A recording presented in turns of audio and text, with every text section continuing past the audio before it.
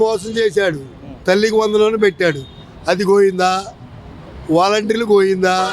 ఏ కాగితాలకు వెళ్ళాలన్నా కానీ అడిగి దిక్కులేరు. తిరిగి తిరిగి ఆఫీసుల చుట్టూ తిరగడమే సరిపోతుంది. బాగలేదు గవర్నమెంట్, చంద్రబాబు నాయుడు గవర్నమెంట్ బాగలేదు, వేస్ట్. 10,000 కాదండి, ఈ 10 పైసలు కూడా వీళ్ళు తినడమే సరిపోతుంది. వీళ్ళు తినడానికే సరిపోతుంది. వీళ్ళు ఇంకేం పెడతారు జనాలకి? ఏం పెట్టరు. పథకాలు రావట్లేదు అంటారా? పథకాలు ఏం రావట్లేదండి. పథకాలు ఏం రావట్లేదు. ఏం పథకాలు ఇచ్చారు చెప్పమండి? ఏమి ఇచ్చాడు చెప్పండి? పెంచాను అన్నాడు. ఏం పెంచాడు? పింఛన్ పెంచాడు. ఏది వృద్ధులకి 10,000 4,000 పెంచాడు, అంతే. అదే జరిగింది. అంటే మేము వచ్చిన మరి ఖజానా చూస్తున్నాం ఖాళీగా ఉంది. ఇప్పుడు ఖజానా ఖాళీగా ఉందా? The most senior Chandrababu Naidu 40 years industry కదా. ఖజానా ఖాళీగా ఉందా లేదా తెలీదా నీకు? నీకు తెలీదా? తెలియకుండానే హామీలు ఇచ్చావా? ఫస్ట్ ఏంటంటే ఇప్పుడు మనము స్టేట్ పొజిషన్ చూసుకొని తెలుసుద్ది కదా మనకి. రాష్ట్ర పొజిషన్లో ఖజానా ఖాళీగా ఉందంటే ఖజానా ఏం ఖాళీ లేదు. నిధులు ఉన్నాయి, డబ్బు ఉంది. కాకపోతే ఏంటంటే ఖజానా ఖాళీ అని ప్రజలకు చెప్పేస్తే సరిపోతుంది. ప్రజలందరూ తెలియదు కదా. మరి ఇప్పుడు చెప్పిన పథకాలు అమలు చేయబోతున్నారు. ప్రభుత్వం మీద వ్యతిరేకత వచ్చే అవకాశం? ఫుల్ వ్యతిరేకత వచ్చేసింది. ఇప్పటికే వచ్చేసింది వ్యతిరేకత. ఇప్పటికే వచ్చింది. నువ్వు చెప్పిందే కదా, ఎవరు అడగలేదుగా. నాకు ఆ పథకం కావాలి, ఇది ఉచిత బస్సు కావాలి, ఉచిత గ్యాస్ కావాలి, ఇది కావాలి, అది కావాలని ఎవరు అడగలేదుగా. ఎవరు అడగలేదుగా. నువ్వు చెప్పడం పేపర్ మీద చెప్పేది ఒకటి, ఇక్కడికి వచ్చేది ఒకటి, ఇక్కడ జరిగేది ఒకటి. నువ్వు పేపర్ మీద వచ్చిన సిలిండర్లు దొరుకుతున్నాయా? నువ్వు 1,00,000 కోట్లు ఏదో చెప్పాడు, ఎంతో చెప్పాడు, గుర్తులేదు. అన్ని సిలిండర్లు ఇప్పుడు దొరుకుతున్నాయి. నీకు ఈజీగా వస్తుందిగా మెజర్మెంట్ లెక్కలు. ఇప్పుడు కొంతమందికి వస్తున్నాయి, కొంతమందికి రావట్లేదు. ఈకేవైసీ చేయించి అది లేదంటారు, అది చేయించి ఇది లేదంటారు, ఇది లేదు, అది లేదు. రేషన్ కార్డు, ఆధార్ కార్డు ఉంటే చాలు అన్నారు. ప్రతి మహిళకి ఉచిత గ్యాస్ అన్నాడు. ఇక్కడ జరిగేది ఏంటి? మళ్ళీ ఏం పెట్టాడు? ఆధార్ కార్డు, రేషన్ కార్డులు పెట్టారు. నువ్వు చెప్పడం ఎందుకు? ప్రతి మహిళకి ఉచిత గ్యాసు, ప్రతి మహిళకి నిరుద్యోగ భృతి ఇస్తానని ఇచ్చాడా? ఇవ్వలేదుగా. ఉద్యోగాలు ఇస్తానని ఇచ్చాడా? అదేంటి మేము గవర్నమెంట్ నిలదొక్కోవాలంటున్నాడు. నువ్వు సంవత్సరానికి 20 లక్షల మందికి ఉద్యోగాలు ఇవ్వాలి. ఏడుతున్నా 20 లక్షల ఉద్యోగాలు ఇవ్వాలి కదా, కనీసం 5 లక్షలని ఇవ్వాలి కదా. ఏది? కాకపోతే ఏంటంటే అది కరెక్ట్ కాదు. ఆయన చెప్పిన పథకాలు మాత్రం కరెక్ట్ కాదు. అంటే ప్రభుత్వం మీద వ్యతిరేకత ఏం రాలేదు, వైసీపీ వాళ్ళే కావాలనే తప్పుడు వార్తలు రాస్తున్నారని చెప్పేసి టీడీపీ అంటున్నారు. వైసీపీ వాళ్ళు తప్పుడు రాతలు రాయటం కాదు, వైసీపీ వాళ్ళు తప్పుడు మాటలు మాట్లాడటం కాదు. అది రాజకీయానికి బుడత చల్లటమే. ఇప్పుడు నీ దమ్మేంటో నువ్వు నిరూపించుకో. ఫస్ట్ ఆఫ్ ఆల్ 6 పథకాలు పెట్టావు, 6 నిరూపించుకో, నీ దమ్ము చూపించుకో. అంతేగాని వైసీపీ వాళ్ళు ఓడిపోయిన వాళ్ళ మీద నీకెందుకు? వాళ్ళకి ప్రతిపక్ష హోదా కూడా లేదు. వాళ్ళ గురించి నీకెందుకు?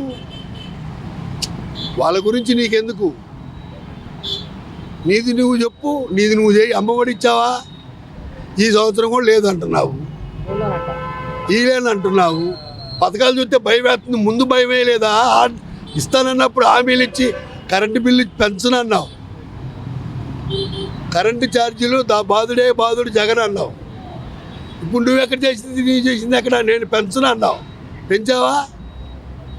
నాకు తెలిసినందుకు నువ్వు ముఖ్యమంత్రిగా అనర్హుడివి. చంద్రబాబు నాయుడు సీఎంగా కూడా పనికిరాడు. ఎందుకంటే 40 సంవత్సరాల ఇండస్ట్రీ అన్నాడు కదా. అన్న తర్వాత నువ్వు జరిగిందేంటి? ఫస్ట్ అండ్ ఆల్ 6 నెలల్లోనే నువ్వు కరెంట్ ఛార్జీ పెంచావు. నీకు పెరగైంది ఎక్కడ? వైసీపీ గవర్నమెంట్లో మరి 9 సార్లు కరెంట్ బిల్లు పెంచారు కదా అని చెప్పేసి. వైసీపీ గవర్నమెంట్లో 9 సార్లు పెంచినా, 9 సార్లు పెంచినా నువ్వు కరెంట్ ఛార్జీల గురించి వాళ్ళు ఎవరు మాట్లాడలేదు, నువ్వే మాట్లాడావు. నేను వచ్చిన తర్వాత కరెంటు ఛార్జీలు తగ్గిస్తానన్నా.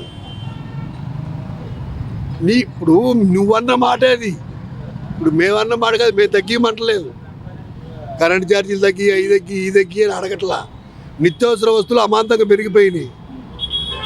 ఆ రోజు వైసీపీ గవర్నమెంట్లో 100 రూపాయలు అమ్మింది ఫ్రీడమ్. పామాయిల్ 80 రూపాయలు అమ్మింది. ఇప్పుడు 150 రూపాయలు. ఫ్రీడమ్ 150 రూపాయలు ఫ్రీడమ్, పామాయిల్ వచ్చి 110 రూపాయలు, 120 రూపాయలు అమ్ముతుంది. నువ్వు ఎక్కడ తగ్గించావు? కూటమి ప్రభుత్వం వస్తే కూటమి ప్రభుత్వం వస్తే నిత్యావసర రేట్లు పెంచుతాం. ఇప్పుడు ఒకటే చంద్రబాబు నాయుడు డైలాగ్ ఏంటంటే తగ్గిస్తాము అంటే పెంచుతామని అర్థం. అది సార్ మరి వాలంటీర్ల విషయానికి వస్తుంది. వాలంటీర్ల విషయాల్లో అన్యాయం చేశాడు. నువ్వు తీసుకోమన్నా వాలంటీర్లు వచ్చి నిన్ను అడగలేదుగా. వాలంటీర్లు వచ్చేసి నిన్ను అడగలా తీసుకోమని. గోరి సంచులు మోసుకుంటే ఉద్యోగాలు ఎందుకు, మీకు 10,000 చేస్తారన్నాడు. మీకు వాలంటీర్లకి 10,000 చేస్తారన్నాడు. 10,000 చేయలేదు, వాళ్ళకి 10,000 ఇవ్వలేదు. ఇంకా 4 నెలల జీతాలు ఎగ్గొట్టారు వాళ్ళకి. వీళ్ళు వచ్చి 4 నెలల జీతాలు వాళ్ళకి ఎగ్గొట్టారు. వాలంటరీ వ్యవస్థకే ఎగ్గొట్టారు. వాలంటరీ వ్యవస్థ అంటే ఆయన జగన్ కార్యకర్తలు అంటున్నాడు వాళ్ళు. మరి జగనే దాకా రాజీనామా చేయించాడు అని చెప్పేసి అంటున్నారు కదా. ఇప్పుడు ఈయన వచ్చి రైతులకి ఏమి ఇచ్చాడు? ఒక బిల్లు ఓపు వదలమనండి. నేను రైతులకి ఇంత డబ్బు ఇచ్చానని చూపించమనండి. ఈయన వచ్చి కూడా ఏమి ఇవ్వాల రైతులకి. ఇప్పుడు మా దగ్గర మైకి పెడతాం కాదు, రైతుల దగ్గరికి వెళ్ళి మైకి పెట్టండి, రైతులు చెప్తారు. మరి ఇప్పుడు వైసీపీ మొన్న పోరుబాటు అనే కార్యక్రమం కూడా నిర్వహించింది. రైతుల సమస్యల పైన, కరెంటు బిల్లుల పైన, అలాగే విద్యార్థి ఫీజు రివర్స్మెంట్ పైన ఏమంటారు మీరు? ఇప్పుడు వాళ్ళ పని వాళ్ళు చేసుకుంటున్నారండి. విద్యార్థులకి అన్యాయం జరిగింది, విద్యార్థులు చెప్పుకుంటున్నారు. ఎవరికి అన్యాయం చేస్తే వాళ్ళు చెప్పుకుంటున్నారు. వాళ్ళకి ప్రతిపక్షంలో ఉన్న వాళ్ళు చెప్పుకుంటున్నారు.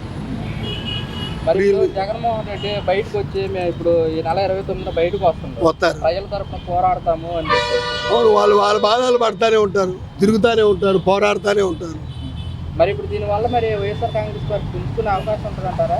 ఇప్పటికే పెరిగింది. ఇంకా వైఎస్ కాంగ్రెస్ పార్టీ ఇప్పటికే పెరిగింది. ఈ చేసిన పనులకి ఇప్పుడే పెరిగింది, ఇంకా పెరుగుద్ది. అంటే ఏమీ లేదు, 11 సీట్లకే పడిపోయింది కదా, మళ్ళీ వచ్చే అవకాశం లేదంటున్నారు కదా. సరే, వచ్చే అవకాశం ఉందో లేదో జనాలు చెప్తారు. నువ్వు నేను చెప్పడం కాదుగా, జనాలు చెప్తారు. వచ్చే అవకాశం ఉందో లేదో అన్నది జనాలు చెప్తారు.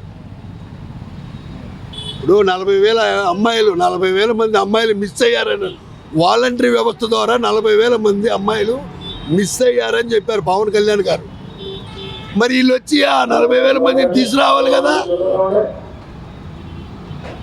ఆ 40,000 మంది అమ్మాయిలను తీసుకురావాలి కదా. ఏది ఒక్కరిని పట్టురాలా. ఇంకా వీళ్ళు వచ్చిన తర్వాత మహిళల మీద అత్యాచారాలు పెరిగిపోయినాయి. లేదు, లా అండ్ ఆర్డర్ కరెక్ట్గా లేదు.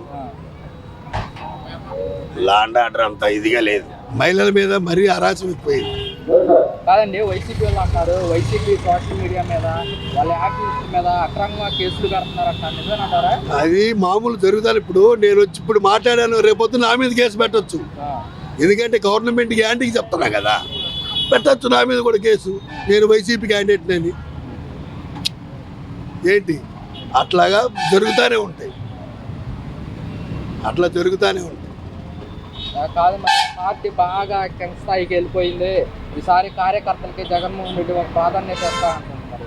మీరేమంటారు? జగన్మోహన్ రెడ్డి ఇప్పుడు ఆయన చెప్పే మాటలు ఆయన చెప్తాడండి. ఇప్పుడు పార్టీ అధికారంలో ఉన్నప్పుడు ఎవరైనా వదిలేస్తారు, గాలికి వదిలేస్తారు కార్యకర్తల్ని. ప్రతిపక్షంలోకి వచ్చిన తర్వాత కార్యకర్తలు కావాలంటారు. ఎవరైనా అది మామూలు సహజంగా వచ్చే డైలాగులే. ఓకే బాబా.